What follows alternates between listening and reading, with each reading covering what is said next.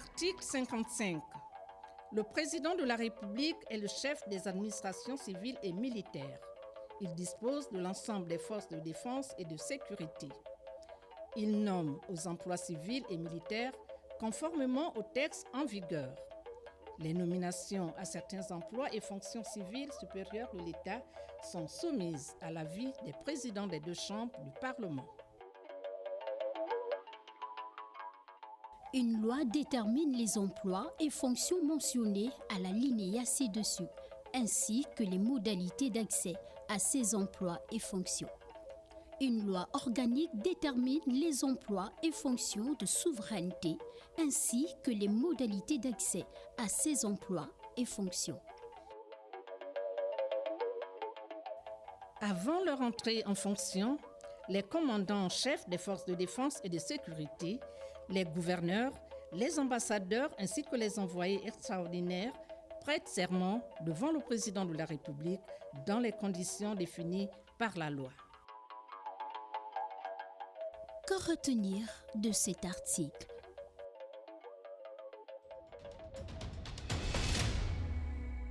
Article 55, ce qu'il y a à retenir, c'est que cet article pose d'abord comme principe, c'est celui de reconnaître un pouvoir de nomination au président de la République.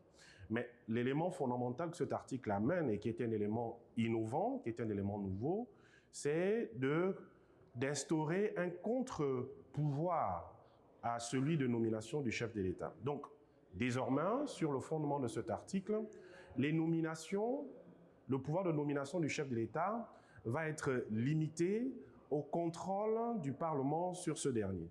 Concrètement, lorsque le chef de l'État sera appelé à nommer qui des ministres, qui des directeurs généraux de certains secteurs jugés sensibles, il devra préalablement se référer, d'accord, à l'avis des parlementaires. Donc c'est un instrument, c'est un contre-pouvoir qui est emprunté un peu du modèle américain où, à des degrés divergents sans doute, le Sénat américain est appelé à donner son OK sur la nomination, sur les propositions de nomination de certains hauts fonctionnaires. Et donc, dans notre cas, Gabon, désormais, le président ne va plus nommer qui il veut, comme il veut. Il va être désormais, dans ce pouvoir-là, soumis au contrôle du Parlement qui va se prononcer soit favorablement, soit défavorablement sur les propositions de nomination à certaines fonctions.